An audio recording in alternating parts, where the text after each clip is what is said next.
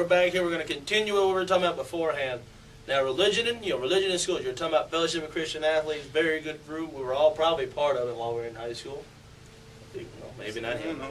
But I do think this will help out a lot of people when it comes to bringing back Christ and and bringing back His name and everything. When I was in high school, I was a very religious person. I'm Catholic. I'm not afraid to say it. But when we go to church stuff, I mean, our church was right down the street from the school, but you couldn't say anything about it because that's how it was then. Separation of church and state all of a sudden became in a true effect when I got to about 8th grade. So my high school didn't have Fellowship of Christian Athletes. So that kind of stuff, now you're bringing those guys back, you're bringing that organization back to the schools where it belongs. Well, I mean, me growing up on Army base or around Army cities, I've been exposed to a lot of different religions, and it's cool to be able to celebrate your religion in school, but it also can have a backlash because if some people, let's say some people are Satanists, and then you have your Christians. The Christians do their prayer, and then all of a sudden the Satanists do their prayer. Ain't no telling what can happen if those were to collide. I'm all for anybody. I mean, we're also not talking about just having a prayer with a public school system. You're not sitting there over the PA talking about, all right, everybody, let's just have a Christian prayer, a Jewish prayer, a Satanist prayer. I mean, we don't do that. That's not what I'm talking about. But if a group of kids want to get together in the hallway and talk religion and have a little moment of, like a prayer or something, if say like they're going to go take a test, and when I was in junior high, you kids who went to go take a test would huddle up and say a little prayer before it got banned. Before it was banned, they got to do it. So I mean, granted, I would love to see that come back again. But now you can't even see that on the college campus. Where now we're talking about kids going into a test and saying, God, I hope I do well. I mean, now they can actually sit there and probably say a prayer, and they might do it. My high school, they never said we couldn't pray in class or outside of class. I mean, you see people gather around and hold hands and say prayer right there in the middle of the hallway. But I mean, if somebody was to have a little prayer and then somebody of a different religion that's completely opposite of them was to see it, something could happen. I've seen it happen. It's called religious tolerance. It can happen, and I mean, these are kids, and especially in high school and middle school, when it's kids involved, they're mostly influenced by their parents. So if their parents tell them that don't never believe in this, always believe in this, and they see somebody else doing something completely different from what they're doing, they might try to stand up for what they believe in, and then you never know how they can retaliate to what they see. So I mean, I'm all for it. Yeah, but then again, you just gotta make sure that you gotta minimize all the bad spots in it. Yeah, man, I hear exactly what you're saying. But most kids these days are easily influenced, and they could, I guess, jump ship. But then again, but no, back then, like when I played ball, I mean, most of my coaches were religious, and I guess it kind of bothered them that they couldn't pray with us, because I mean, Lord knows they wanted us to be like protected on the field and whatnot. Because something could happen, and it kind of feels like they would be held responsible because they didn't pray with us. But yeah, I mean, as far as I get exactly what you're saying. Something could happen with two kids of two completely different religions and whatnot clashing together, and something could happen. But I think it would be something beneficial for kids nowadays growing up.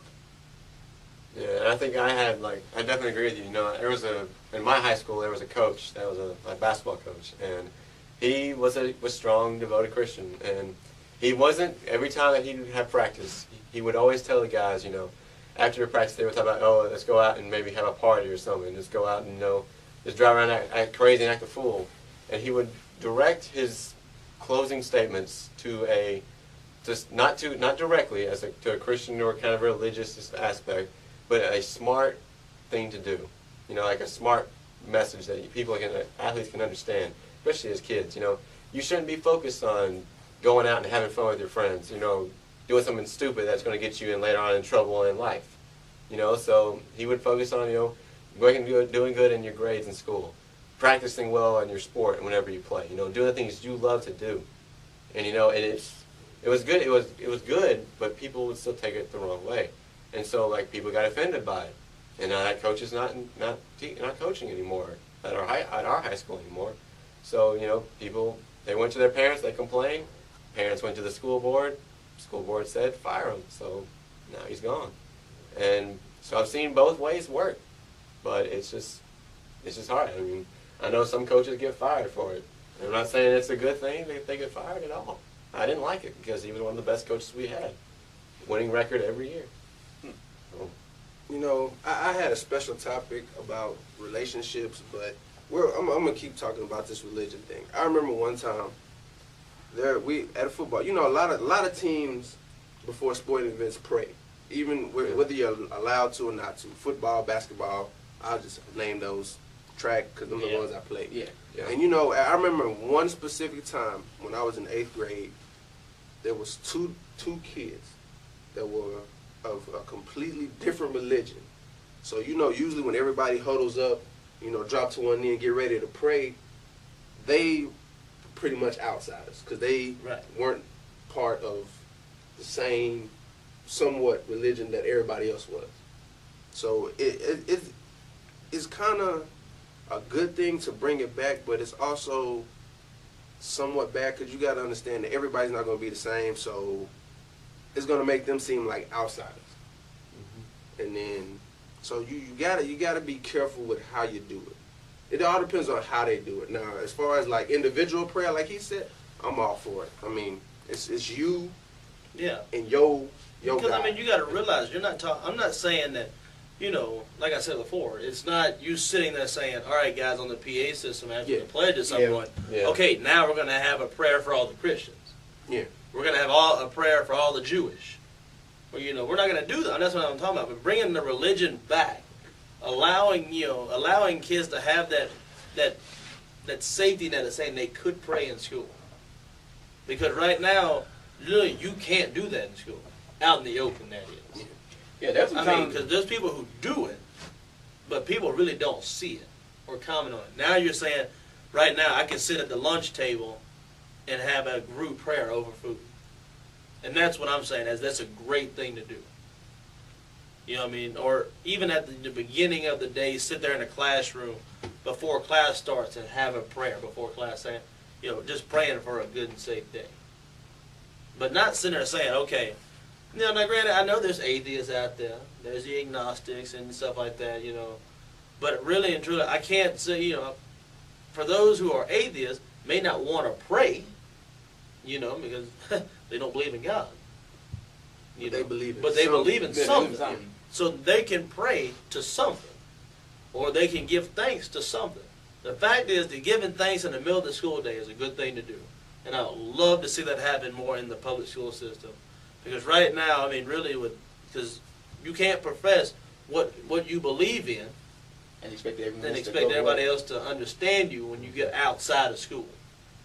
I mean, I'm Catholic, Baptist. I'm assuming you're Baptist. I mean, I got invited over here to the Baptist Student Ministry right here on campus. For Wednesday lunch. Thank you, Wes. Thank you, Wes. But it's a great thing because really, I can go in there, but. Never have I gone in there and discussed religious beliefs. Really and truly, I would like to discuss religious beliefs, but you can't do it. By the way, I want to throw out a little pitch there. Baptist Student Ministry is going to be having baked potatoes and barbecue tomorrow. Make sure to be there tomorrow. 12 o'clock. Skip class. Cool. I thought he was going to do it, but I guess I'll do it. We'll be right back with shout-outs and thumbs down.